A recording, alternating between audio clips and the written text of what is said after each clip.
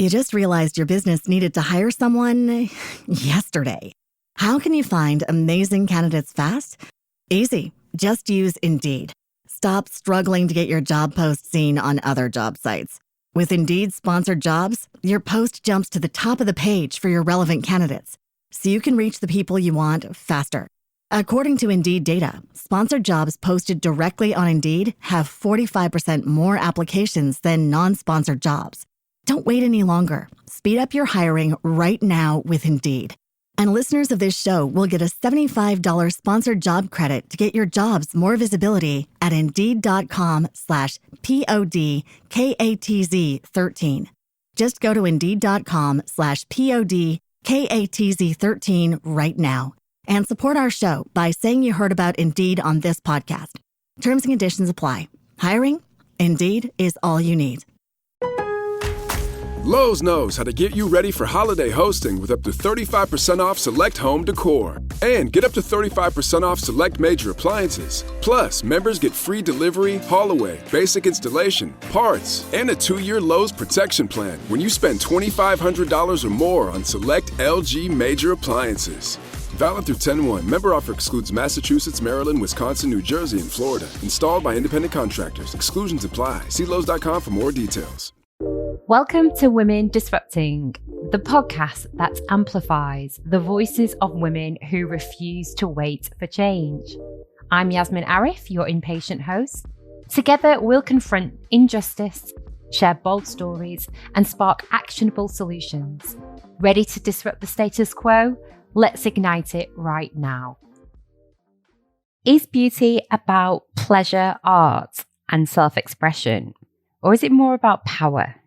In 1990, Naomi Wolf published The Beauty Myth, a book that argued the beauty industry isn't harmless fun or individual choice, but a system designed to keep women in check just as they were gaining groundwork in work, politics, and education.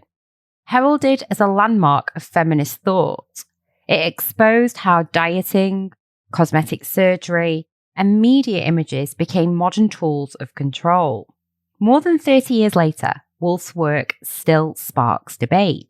Was she uncovering a hidden truth or oversimplifying a complex story? Today, I dive into this iconic, controversial text and its lasting legacy. I remember first reading The Beauty Myth.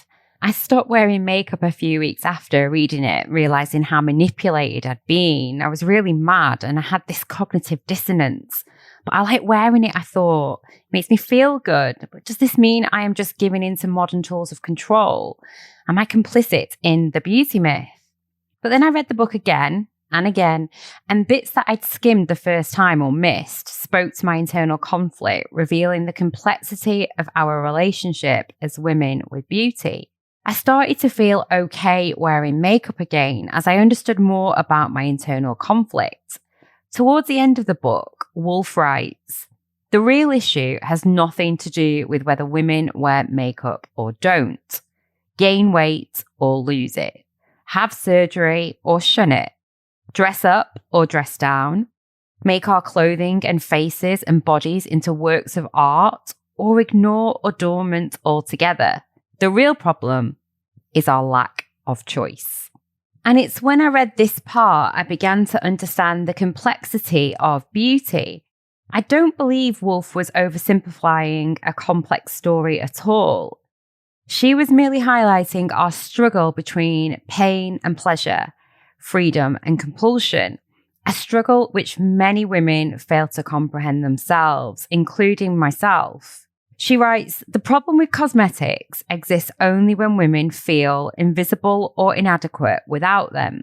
The problem with working out is if women hate ourselves when we don't, when she needs her grooming in order to protect her identity, when she goes hungry in order to keep a job, when she must attract a lover so she can take care of her children. That is exactly what makes beauty hurt."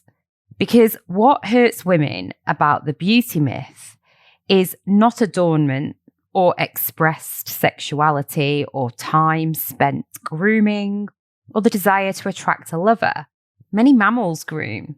In fact, my cat's doing it now. And every culture uses adornment. Natural and unnatural are not the terms in question. It's our choice. And when one choice feels more vulnerable, more dangerous even than the other, do we really have a choice?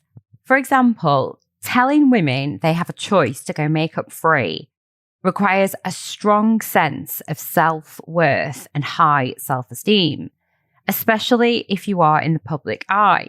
We only have to take a look at Pamela Anderson's recent appearances over the past few years, in which at the age of around 56 years old, she chose to go makeup free for many of her public appearances.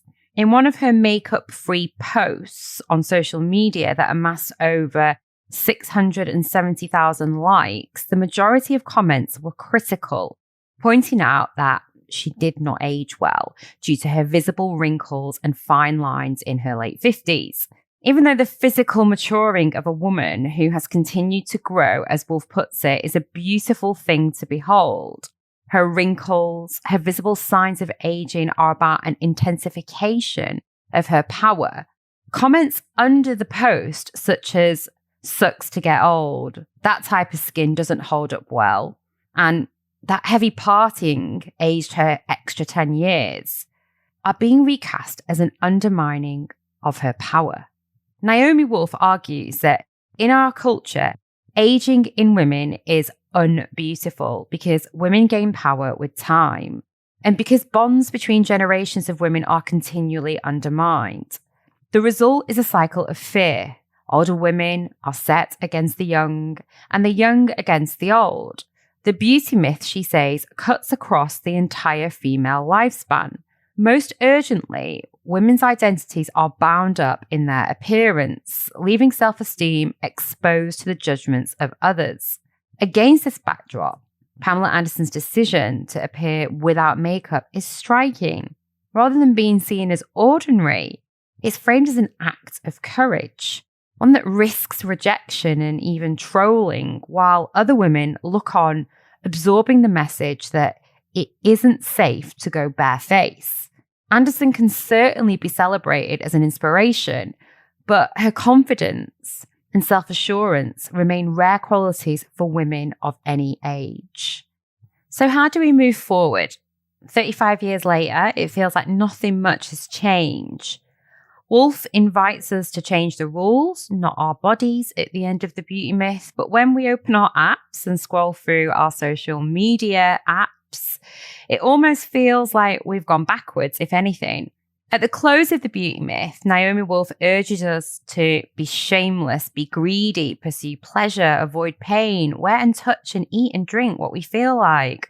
I mean, I have to admit, I'm not fully convinced by that call to action. To me, it feels more like a rhetorical flourish than a roadmap.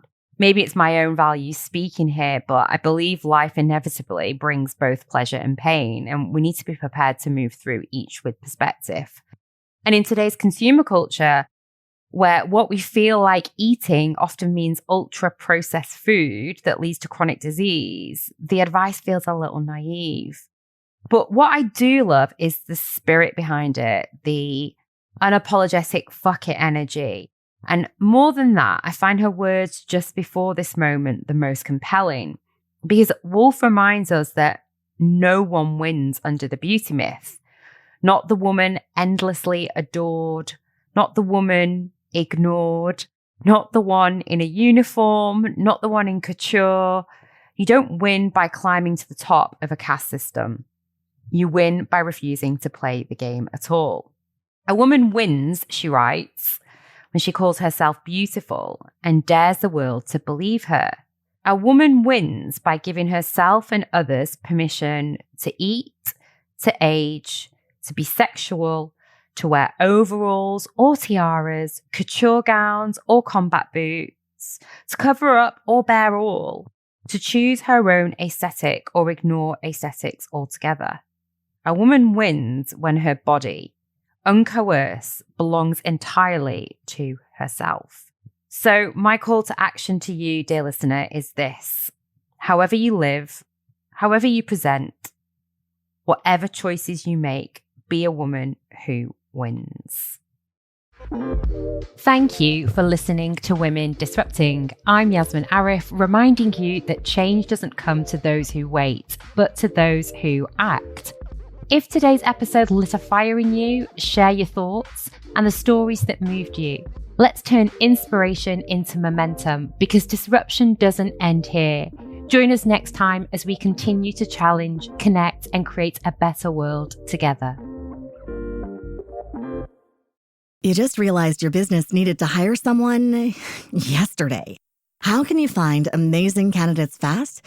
Easy. Just use Indeed. Stop struggling to get your job post seen on other job sites. With Indeed sponsored jobs, your post jumps to the top of the page for your relevant candidates, so you can reach the people you want faster. According to Indeed data, sponsored jobs posted directly on Indeed have 45% more applications than non-sponsored jobs. Don't wait any longer. Speed up your hiring right now with Indeed.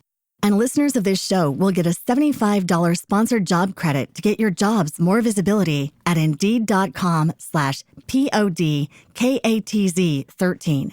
Just go to Indeed.com/PODKATZ13 right now and support our show by saying you heard about Indeed on this podcast. Terms and conditions apply. Hiring? Indeed is all you need.